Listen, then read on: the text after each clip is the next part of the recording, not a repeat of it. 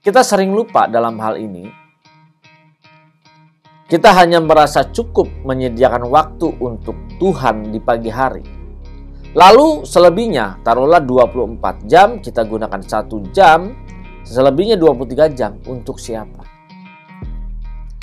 Bapak Ibu Saudara, 1 detik saja waktu hidup kita tidak memikirkan hati dan perasaan Tuhan. Kita sudah menyimpang, kita sudah meleset, dan banyak sekali cobaan, tantangan menantikan kita ketika kita sudah meleset. Wong kita tidak meleset saja banyak pencobaan dan tantangan. Lalu bedanya di mana? Kalau kita tidak meleset, kita tetap berjalan bersama dengan Tuhan, berjalan dalam kehendaknya, keinginannya. Ketika kita menghadapi masalah, pencobaan, tantangan, kita tahu Tuhan memberi kekuatan.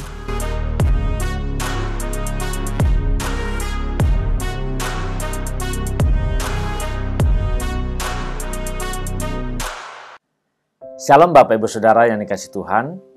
Kita berjumpa kembali saat ini bersama dengan saya Buyung Kosaputra. Kita ada di channel CPS Television pada saat ini. Mari bagi Bapak Ibu Saudara yang baru pertama kali mengunjungi channel ini, ayo dukung channel ini dengan klik tombol subscribe, klik gambar loncengnya, lalu aktifkan semua notifikasi agar setiap ada video-video yang terbaru, Bapak Ibu Saudara dapat menerima pemberitahuannya.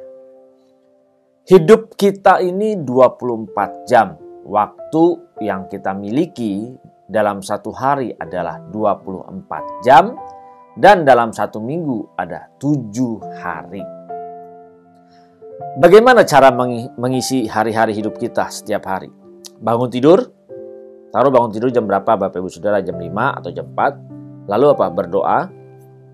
Berdoa masuk dalam hadirat Tuhan. Taruhlah dari jam 4 sampai jam 5. 1 jam ya. 1 jam dalam hadirat Tuhan. Lalu setelah itu siap-siap mandi. Berangkat kerja jam 5 gitu ya. Sampai kantor taruhlah jam 6. Jam 6, jam 7 sekitar jam segitu. Terus langsung melakukan aktivitas kegiatan pekerjaan kita, baik di kantor sebagai karyawan, baik sebagai bisnismen, baik sebagai pedagang, melakukan aktivitas-aktivitas sehari-hari. Ketika melakukan aktivitas sehari-hari ini, sampai sore selesai, lalu pulang ke rumah. Pulang ke rumah ketemu dengan keluarga, ketemu dengan anak, istri, suami, saudara, orang tua, ya bercengkrama sedikit sebentar, mandi, istirahat sampai malam, lalu tidur lagi. Bayangkan, ini rutinitas kehidupan yang berulang terus-menerus, tidak pernah berhenti kan? Selalu berjalan terus. Hari ini lakukan seperti itu, besok lakukan lagi sama seperti itu. Tapi ayo coba kita perhatikan. Ada hal yang baik sebenarnya di sini ketika orang percaya bangun tidur, dia memberikan waktu, dia berdoa. Mungkin dia masih ada di pembaringan, dia duduk, dia berdoa menyembah Tuhan 1 jam misalnya. Ketika dia menyembah Tuhan selama 1 jam, dia merasakan kehadiran Tuhan, dia merasakan jamahan Tuhan, dia merasakan suatu kelegaan. Karena memang Tuhan hadir, Tuhan menjamah, Tuhan menguatkan, Tuhan memberikan penghiburan. Sehingga dia merasakan fresh, semangat bekerja, hidupnya lebih positif lagi. Itu hanya 1 jam. Lalu begitu sudah mulai masuk berangkat ke kantor, kira-kira apa yang dipikirin? Apa yang dipikirkan kita? Lagi dalam perjalanan, di dalam kendaraan menuju ke tempat kita beraktivitas, apa yang kita pikir? Apa yang kita rasa? Bahkan apa yang kita perbuat? Sering sekali yang kita pikir itu adalah bagaimana kehidupan kita ke depannya. Sehingga hadirat Tuhan yang kita rasakan di pagi hari 1 jam itu, rasanya seperti hilang begitu saja, atau mungkin rasanya sudah tidak ada lagi. Dan kita berjalan dengan kemampuan kita, dengan kekuatan kita sendiri. Maka Seringkan kita menghadapi masalah, seringkan kita menghadapi pencobaan, tiba-tiba ada masalah, masalahnya berat, ruwet, aduh kita bikin kepala pusing. Saya yakin, saat-saat seperti itu tidak lagi merasakan hadirat Tuhan. Tidak lagi itu ingat kalau kita berjalan bersama dengan Tuhan. Yang ada kita berkutat dengan masalah kita, berkutat dengan segala urusan-urusan kita, kehidupan sehari-hari kita. Kita sering lupa dalam hal ini. Kita hanya merasa cukup menyediakan waktu untuk Tuhan di pagi hari. Lalu selebihnya, taruhlah 24 jam, kita gunakan 1 jam, selebihnya 23 jam untuk siapa? Bapak Ibu Saudara, 1 detik saja waktu hidup kita tidak memikirkan hati dan perasaan Tuhan, kita sudah menyimpang, kita sudah meleset, dan banyak sekali cobaan, tantangan menantikan kita ketika kita sudah meleset. Wong kita tidak meleset saja banyak pencobaan dan tantangan. Lalu bedanya di mana? Kalau kita tidak meleset, kita tetap berjalan bersama dengan Tuhan, berjalan dalam kehendaknya, keinginannya. Ketika kita menghadapi masalah, pencobaan, tantangan, kita tahu Tuhan memberi kekuatan, Tuhan memberikan penghiburan, Tuhan memberikan pertolongan. Apa yang menjadi kehendak Dia untuk kita lakukan, kita mengerti. Sehingga kita bisa berhati-hati di dalam merespon, bereaksi atas setiap aksi yang kita terima. Yang biasanya mungkin kita suka ngomongnya sembarangan, ngomel-ngomel. Ketika kita berada di dalam hadirat Tuhan, itu biasanya kita bisa ngerem. Disinilah kita mengajak, ayo masuk, kita sama-sama masuk yuk saat ini dalam gerakan 24 jam di dalam hadirat Tuhan. Kenapa? Karena ini penting Bapak Ibu Saudara. Bapak Ibu Saudara dan saya, kita tidak bisa berubah menjadi seperti Kristus, seperti Yesus. Kita tidak bisa meneladani pribadinya kalau kita tidak pernah ada di dalam hadirat Tuhan selama 24 jam. Karena dunia ini begitu kuat. Jadi Bapak Ibu Saudara, kalau kita tidak dalam hadirat Tuhan, maka kita ada kemungkinan ada di dalam hadirat dunia atau hadirat setan. Ya sebenarnya berbicara hadirat ini kan kudus ya, hanya digunakan untuk kemuliaan Tuhan. Ya misalnya kita berbicara di dalam sekitar teritorinya, teritori Tuhan dan teritori dunia gitu. Jadi kita melihat auranya gitu ya, yang bahasa adanya seperti itu. Ketika kita di luar hadirat Tuhan, maka kita masuk di dalam kondisi kenyataan auranya dunia, auranya setan. Bayangkan Bapak Ibu Saudara. Dunia juga dipakai oleh kuasa kegelapan untuk menyeret setiap kita supaya kita tidak bisa dekat-dekat dengan Tuhan. Jadi kita harus berhati-hati. Ajakan 24 jam di dalam hadirat Tuhan ini menyadarkan bahwa kita harus bisa memulai hidup ini menjadi terbiasa di dalam hadirat Tuhan. Bapak Ibu Saudara, kalau sudah terbiasa di dalam kondisi suasana dunia, masuk di dalam hadirat Tuhan, sering sekali merasakan gak nyaman, sering sekali merasa, aduh gak enak, ini bukan tempat saya, ini khusus untuk rohaniawan, ini khusus untuk pendeta.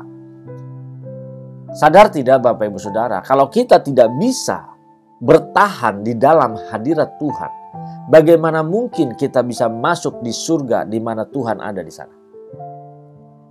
Di mana ada Tuhan pasti ada hadirat Tuhan di sana. Justru ketika kita masuk di dalam hadiratnya, saat kita ada di dunia ini, kita sedang melatih diri kita untuk terbiasa dengan suasana surgawi. Kalau kita sudah terbiasa dengan suasana duniawi, kita tidak bisa masuk dalam suasana surgawi. Kira-kira menurut Bapak Ibu pasti masuk surga enggak? Orang yang sudah terbiasa dengan suasana duniawi, dia asing, dia tidak bisa menerima masuk dalam suasana surgawi. Kira-kira bisa nggak masuk surga? Karena jelas di surga harus suasananya suasana surgawi, bukan duniawi lagi. Nah, kalau Bapak Ibu Saudara memang mau masuk surga, biasakan hidup kita berada di dalam suasana surgawi, berada di dalam hadirat Tuhan. Berapa lama? Tidak cukup 1 jam Bapak Ibu Saudara. Oh, saya sudah biasa sering berdoa 3 jam. Tidak cukup Bapak Ibu Saudara. Karena harus 24 hours kita ada di dalam hadirat-Nya. Kan kita bekerja, gimana? Orang bekerja, berbisnis, saat bekerja tetap kita ada di dalam hadirat Tuhan. Bagaimana caranya? Itu yang menjadi pertanyaannya kan? Nah, kita akan membahas di dalam konten-konten berikutnya. Banyak hal bagaimana kita bisa berjalan di dalam 24 jam terus bersama dengan Tuhan. Ingat, kita harus berjuang.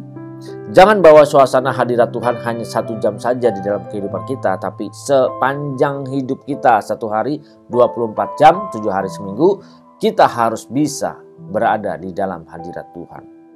Kalau ada toko-toko saya tulis bisa 24/7. Maksudnya apa? 24 jam 7 hari seminggu. Jadi jangan ada 1 hari pun yang terlewatkan. Jadi 24/7 dalam hadirat Tuhan. 24 jam 7 hari seminggu berarti kita tidak pernah keluar selama-lamanya di dalam hadirat Tuhan. Nggak boleh bekerja, tetap bekerja. Harus dan wajib. Orang yang hidup dalam hadirat Tuhan, dia pasti akan bekerja dengan baik, berusaha dengan baik, dengan tekun, berbisnis dengan baik, dengan jujur. Bahkan yang bekerja menjadi karyawan juga menjadi karyawan yang baik. Ketika dia menjadi atasan juga menjadi atasan yang baik, pemimpin yang baik, direktur yang baik. Semua karena apa? Karena dia ada dalam hadirat Tuhan dan dalam pimpinan Tuhan semuanya terkontrol. Aduh, susah banget ya Bapak Ibu Saudara. Tidak ada yang susah kalau kita mau mencoba. Masalahnya yang susah itu karena dia tidak mau mencoba. Dia tidak mau keluar dari comfort zone-nya. Dia sudah nyaman dengan kondisi yang sekarang. Dia tidak mau diusik, dia tidak mau diganggu. Dia mau dengan kondisi dunia yang saat ini. Tetapi Tuhan datang menunjukkan ada kuasa. Dia datang menunjukkan ada kehidupan kekal. Di mana yang nanti kita semua mengidam-idamkan, memimpikan, mengharapkan bisa masuk di surga yang kekal. Mau masuk kan ke surga yang kekal?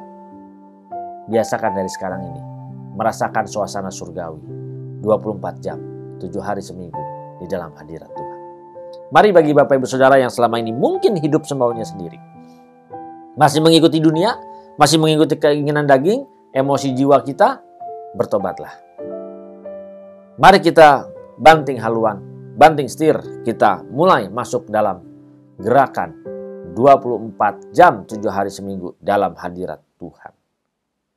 Bagi Bapak Ibu Saudara yang diberkati, ayo jangan biarkan berkat ini berhenti di tangan Bapak Ibu Saudara. Kita share, bagikan kepada banyak orang. Orang-orang di sekitar kita supaya mereka pun sadar betapa pentingnya kita berlatih suasana surgawi di dalam kehidupan kita setiap saat. Membawa suasana itu terus dalam hidup ini. Bagi Bapak Ibu Saudara yang diberkati juga jangan biarkan berkat ini berhenti. Share ya, ayo share. Jangan lupa like, boleh tinggalkan komentar. Kalau ada yang mau disampaikan silakan disampaikan di dalam komentar. Dan bagi yang baru pertama kali mengunjungi channel ini, ayo dukung saya dengan klik tombol subscribe, klik gambar loncengnya, lalu aktifkan semua notifikasi supaya setiap ada video-video yang terbaru Bapak Ibu Saudara dapat menerima pemberitahuan. Tuhan memberkati, salam transformasi.